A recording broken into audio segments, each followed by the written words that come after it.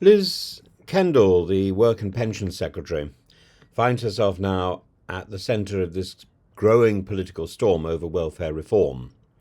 And her proposed changes to the disability benefit system have prompted strong reactions across the political spectrum, but particularly in the Labour Party, with Labour MPs divided, charities voicing grave concerns about the impact of some of the most vulnerable the impact on some of the most vulnerable in society, and the tension within the government underscores the delicate balance between responsibility and ensuring adequate support to those in need.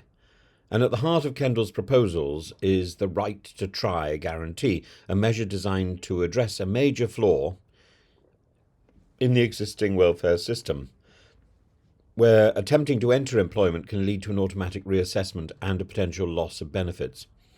And under the new scheme, individuals will be able to trial work without immediately triggering a reassessment in an attempt to break the cycle where fear of financial insecurity prevents many from rejoining the workforce.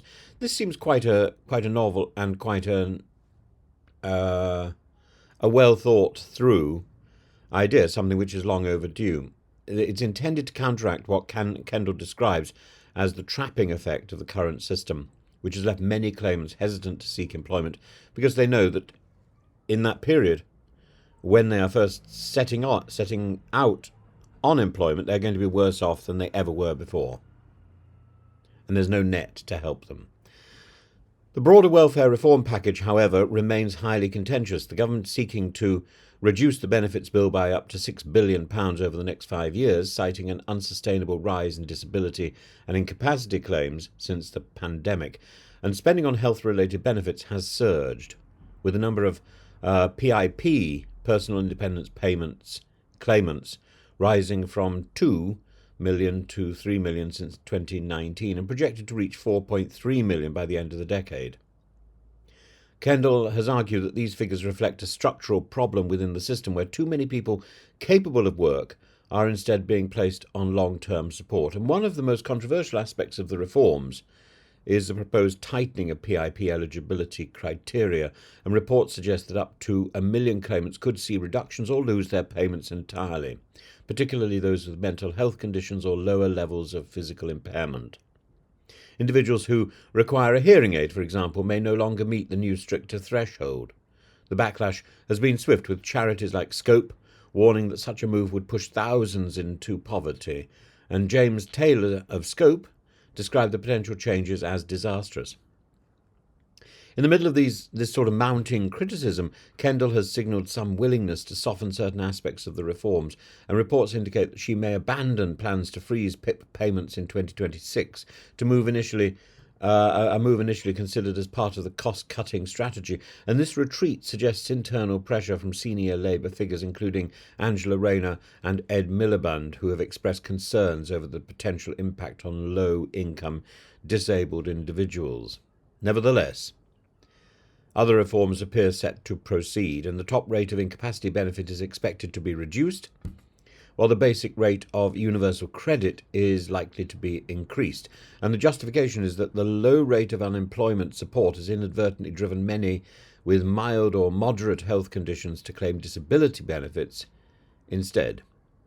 And Kendall argues that this has created a system where incentives are misaligned. Those considered completely unfit for work receive double the amount paid to job seekers, encouraging more claims under incapacity rather than employment support. And the government is also attempting to reframe the conversation around disability and work. Kendall has pointed to research suggesting that many people on sickness or disability benefits, 82%, would like to work if the right conditions were in place. However, a lack of suitable jobs and employer accommodation remains a significant barrier, and the reforms therefore promise additional support to help disabled individuals find employment, including workplace adjustments and increased access to job centres.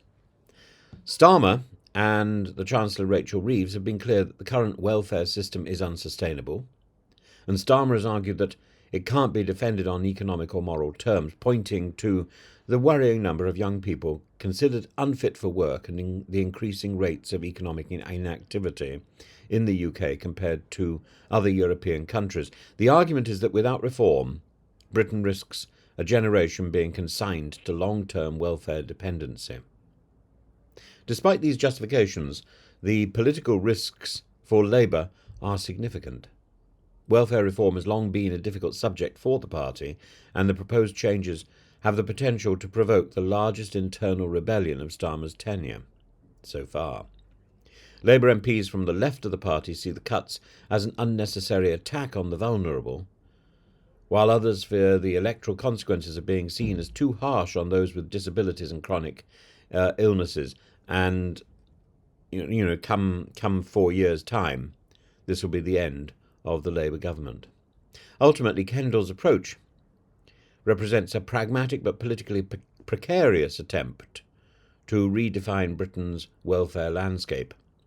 By seeking to incentivise work while tightening eligibility for disability benefits, she walks a tightrope between fiscal prudence and social justice.